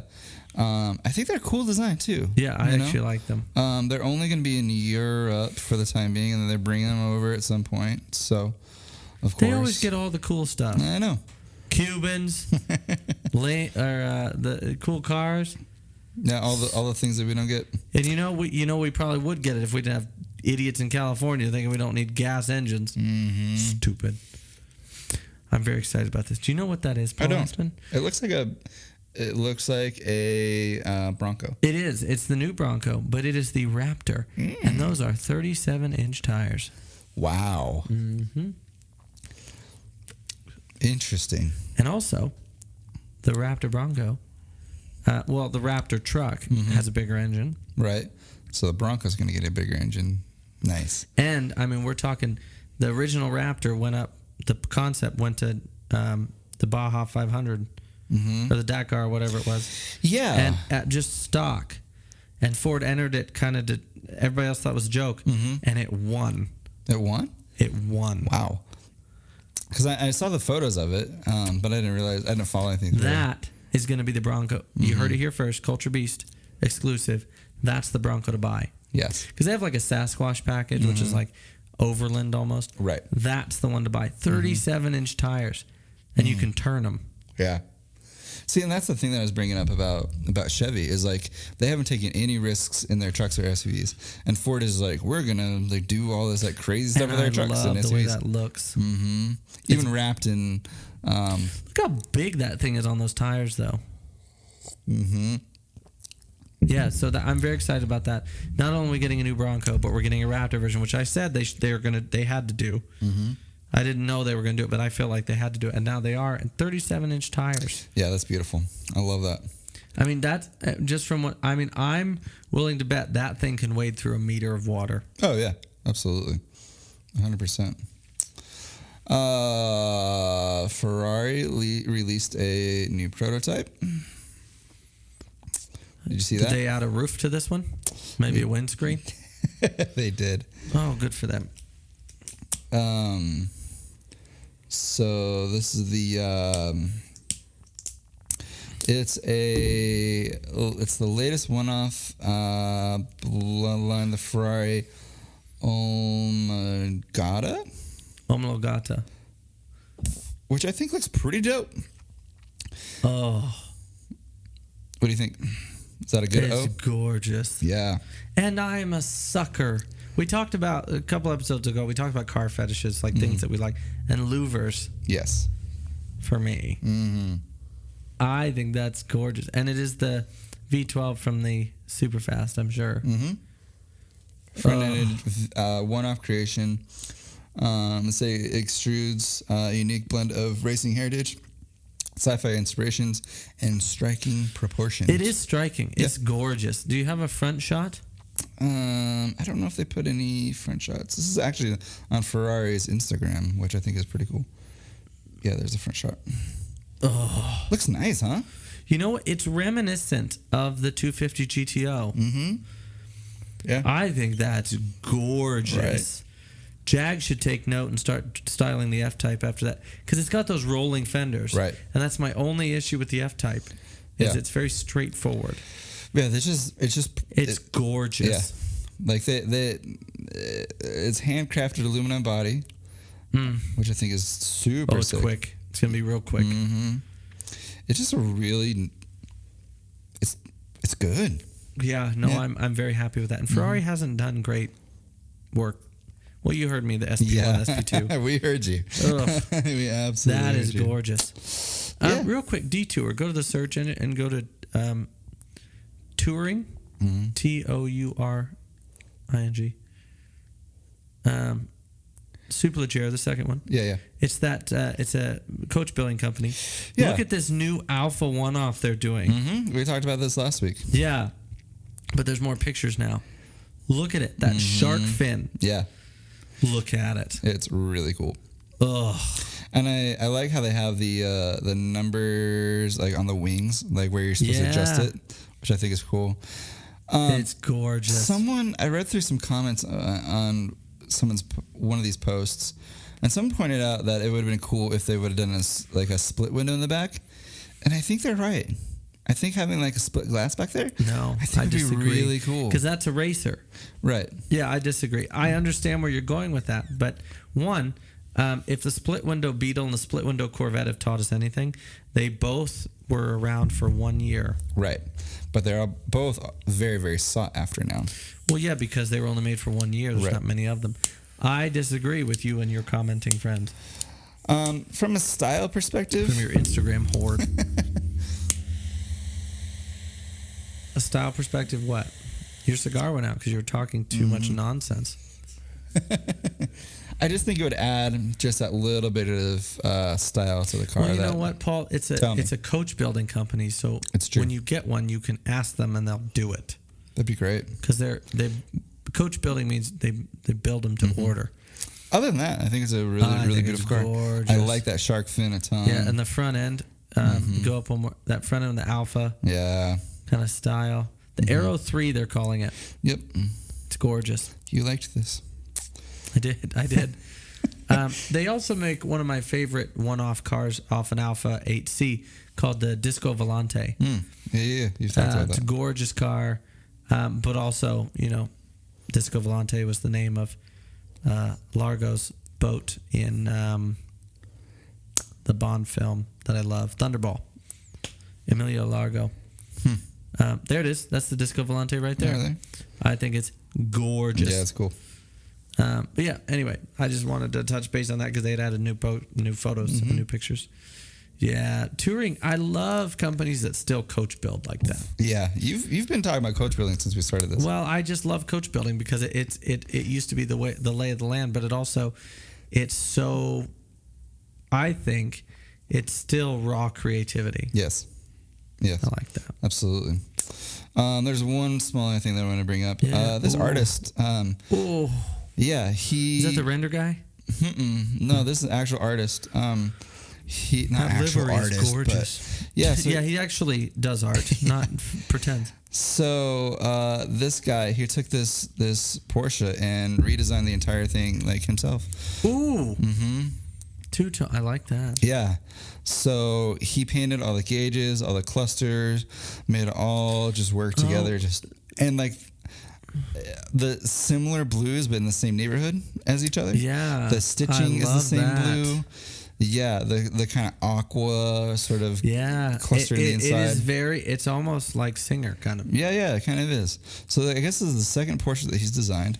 I like the aqua in the engine bay. Yeah. And I like that it's a racing setup. Yeah. It's gorgeous. Yeah, and it's actually everything's painted on here. It's not vinyls. Which is cool. Yes. That takes talent and time, but talent.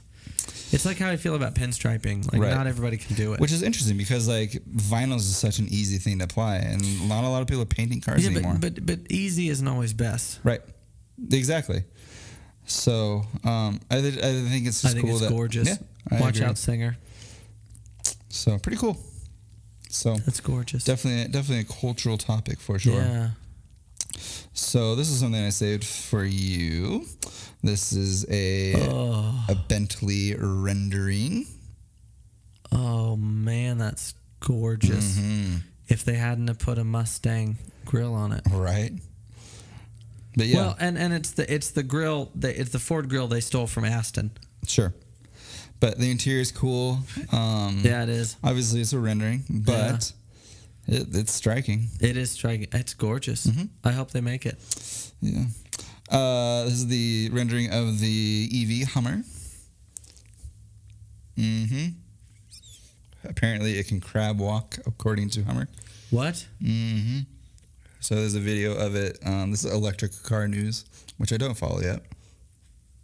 So yeah, it can turn the rear wheels, and yeah, it's got 4-wheel steering, which I think is pretty interesting. So I know if they can pull this off, it could save them. If they can pull this off, it's gorgeous. If they can pull that off, yeah. Watch out, Rivian. Because they have a lot more money behind them. That's true. But Rivian's such a good design. Oh my gosh. Those vertical headlights. Oh, so good. Yeah. That's all I think that's all the news that I had. All the topics I had for this week. I feel like I had one more. Maybe I didn't. Let me just. Not according to the notes that I have. Okay. My friend. You're probably right. Went down the list. Yeah, I guess you're right. Polestar. You're right. Yeah. So that's all that I had. You're right. I hope that Hummer pulls that off. I kind of do too. I'm kind of rooting for them because oh man, that's cool. Nobody's ever done that before. It's interesting because the Honda article that I brought up, the Super Street article, and the caption said something that made me think. It said that they're introducing a car into an EV car into already like saturated market, which I thought was interesting because we are living in an era where EVs are becoming a saturated market. Yeah. Everybody's got one now. A lot of people do. I love what the innovation of EVs have done to, say, like hypercars. I always go back to this as a great example. using that technology to make something even faster. Right. We always go back to the McLaren P1 because it's the best, and because it's the best looking. Mm-hmm. You know, 903 horsepower off of a hybrid drivetrain is great. Yeah. And yes, there are a lot of companies making EVs. Give me an EV that has more than a 300-mile range, Right. and we'll talk. Right. It is a saturated market. Stop putting out cars. Start working on the technology, because the car has already been invented. Sure. You can't reinvent the car. Yeah, that's a good point. Okay, you can't. And so I really want to see some. Yes, we have EVs thanks to Tesla. Kind of pioneered that and kept going, and everybody else has got an EV. But I want to see movement. I'm really glad that your Model X has a celebration mode where it flaps its wings. I think that's wonderful. Yeah. If you can't go more than 200 miles, it's a gimmick. Right. It's a gimmick. Right. We need actual innovation of. I want to see an EV with a solar panel that can go across country. Right. Like, why can't it at this point? You know, like, why can't it just be self-charging all the time? You know? We have the technology. Absolutely. We have regenerative braking systems. Yes. We have solar systems that are, camping, they had solar panels to charge stuff. Right. We have the technology. Yeah. If you said this is a gorgeous EV that we've built, it's gorgeous, it's comfortable, it's got all the amenities, and you can drive from New York, you can do the Cannonball Run. Yeah. I'll buy one. Absolutely. Until then, I'm going to sell. I drive a V8 now. I like V8s. Yeah. I will drive a V8 as long as I can. I like the power. I like the noise. Yeah. I like polar bears falling over. There, I said it. Give me an EV that goes across country. I'll buy it. Yeah. Until then, it's a gimmick. Yeah, absolutely. It's a very nice gimmick and a very well-funded gimmick and a very exciting gimmick. But it's a gimmick. Yeah.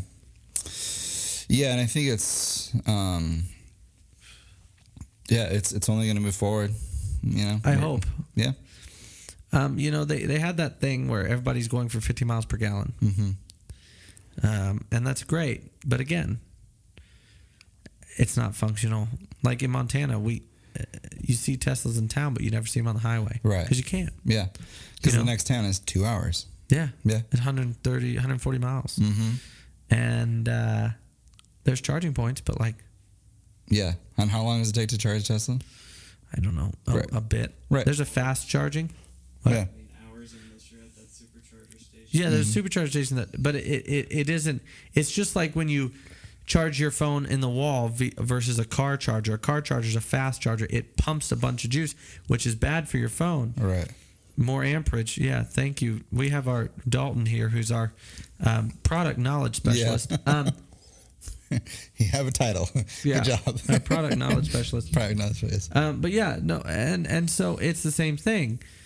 It's more of a charge at that moment, but it dies quicker because it wasn't like a trickle charge. Right. And so I'm sorry. That Honda, I have high hopes for. I would buy that. Yeah, because theoretically, a smaller, lighter car. It's in town anyway. Yeah, it's going to be in town anyways. So yeah, pretty interesting times. Yeah, it is. And with motorsports becoming more in tune with EV stuff, which is it's Formula E. Formula E, yeah, and rallycross. That's all electric. It makes me so angry. Because some of that's the best. Some of the best things about racing is the sound. Yeah. Forever. That's always what it's been. Yeah. I mean, I haven't been to a NASCAR event, but I hear it's just like I went to a Grand Prix race outside of Washington D.C. Yeah. When I was younger, and we're talking Salines, McLarens, Astons, Ferraris, and they're so loud. Yeah. And it's so visceral. It's so you're buzzing. Right. Yeah, you're not going to get that from electric. No, you're not. And like I said, Formula E is just, here they come. Yeah. And I just... The Mach-E thing, the Mach-E drift car thing, that sounded insane. That sounded nuts. I liked that sound. I don't, because it's fake. Right. I like fake. I like the way that sounds. They basically took a supercharger wine, sped it up, and made it a higher frequency and piped it through speakers. Yeah. I don't like that. But I also like the sound of superchargers. I think superchargers. Well, I do. And that sounds like it has like 13 superchargers built into it. I can't wait till these cars that like pipe their sound through speakers. The speakers blow out. What it's gonna sound like? Right. Well, the latest Audi TT does that. A lot of them do that. Yeah. Which I think is dumb. I do too. I like cars that have, like, the new Mustang has a neighbor mode. Oh, yeah? It has a quiet start mode because it's so loud when it starts. Amazing. I love that. Yeah, that's when you have to have a mode so you don't wake up your neighbors. Yes. That's the kind of car I want to drive. Yes. You know? I can't get behind the ZV stuff. I just can't. Because I'm going to miss that. Yeah. I'm going to miss what a V8, like a Shelby Cobra, straight piped, side piped. Oh, yeah. You go up a hill, like you go up an airport hill off 27th at 5,500 RPMs in that car, you can't hear yourself think. Right. You can't. Yeah. It's your brain shuts down. Give me more of that. Which, like, I've driven loud cars. I've had loud cars. I love loud cars. But there is something nice when you're driving a lot that you don't hear it all the time. Personally. Well, I think we're gonna have to professionally agree to disagree on that. Yeah. Because one, you're wrong. Two, I like to like the old LS 400. Doesn't its mufflers are off and it sounds so much better. Yeah, it sounds great. I love that growl. Yeah. And that's a good loud. It's not like obnoxiously loud. Oh, it will be when I'm done with it. Yeah. You gonna straight pipe that thing? Maybe. Yeah. No, we actually Jeff Speck and I were talking about dropping the exhaust and tapping out the cats. Nice. Because I want it to, one, breathe, but two, because the one you use, it's a 4-liter, and it's a good sounding 4-liter. Yeah, I want to do some exhaust on my Tundra, make that V8 sound a little hack better. It off. I have a problem. I don't know. You do. Well, I know what you're gonna say, and you do. I think I'm over the hacked off exhaust sound because I've done it for so long. That's true, but they make good. TRD makes a kit for that. Yeah, but just like hack off the muffler. Like, well, no, I don't believe in it. hacking. I guess I removed them because I removed them. Well, you removed them, but I'm saying like the sound is good and it breathes better. Right. But I prefer a tuned exhaust because I'm a sucker for especially a dual overhead cam. Yes. Yeah. Absolutely. But having said that, there's a time and a place. Yeah. And like we talked a couple weeks ago, there's good loud and there's bad loud, you know? Yeah, that Mach-E was bad loud. I love that sound. It's disgusting. Nice. Yeah. We should probably wrap that up. We probably should. Yeah. But, I think I'm going to talk for another 15 minutes. We can. Why not? Why not? Why not? I'm just giving him a hard time because I haven't seen him. That's all. Before we go, how's your pairing? Talk to me about your pairing. The cigar was a little too powerful for the... he just called me an ass. He just called you an ass. Yeah. He texted you an ass. Sit on it. Get it? No. God, I used to be funny. Remember it like it was yesterday. Was that yesterday? I was funny yesterday, but I was sober. The cigar overpowered it a bit, in taste wise. Yeah. It's not. It's very good bourbon. Yes. I would not drink it. I would not buy a bottle of this. I think I would. Personally. I think I'm going to change my mind when we put it in a cocktail. Yeah. So let me rephrase. I want to go back on the record. I'm going to go on the record saying this. I would not drink this straight. Okay. I think it's good. Yeah. It's got a lot of caramel. It's very, very well blended. It's a very full-bodied bourbon. But I think when I think of drinking something neat, there's so many other bourbons that I would want to drink. Not so many, but there's a few bourbons I would want to drink over this one. Right. I've enjoyed it more as it's opened up, as it's breathed a little bit more. Yeah, it's calmed down a little bit. I do like my complimentary. I think compliments. Well, that's a little bit darker than my Leaf. So that's a stout Maduro. Yeah. I've enjoyed my pairing quite nicely with it. The Camacho does a triple Maduro. that even though it's triple Maduro, it's smooth. I would go with that. The other one I would go with would be an Undercrown or a Liga Bravada with that from Drew Estates, both from Drew Estates. Yeah. With that, I don't think I'd drink it straight though. I think it'd make a hell of an old fashioned. I think it would make a really good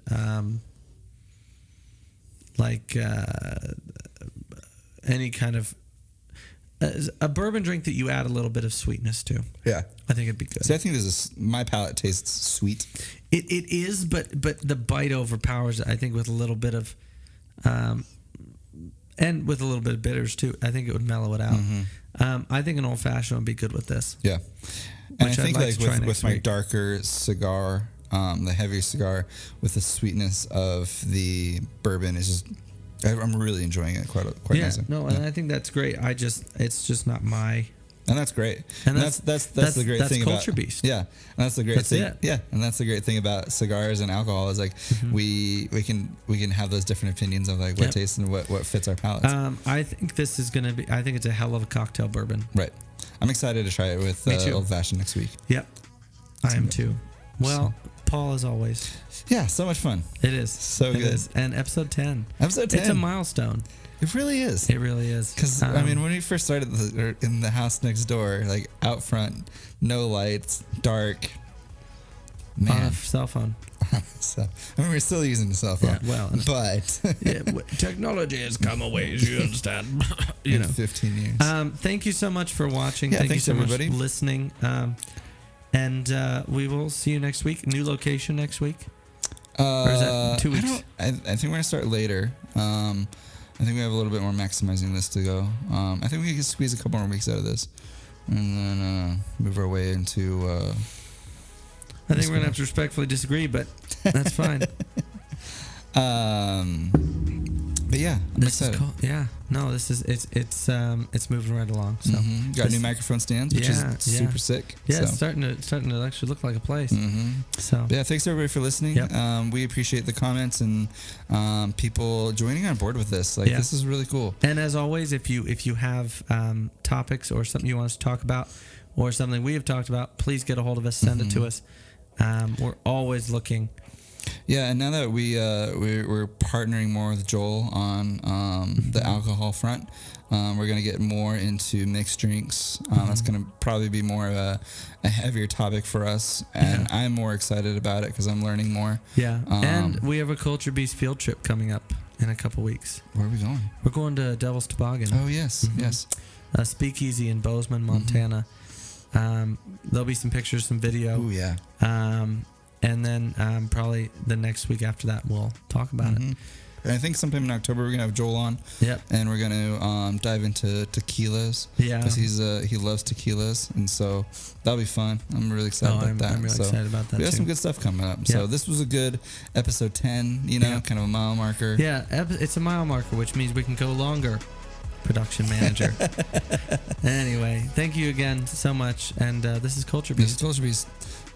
Cue the music. Peace.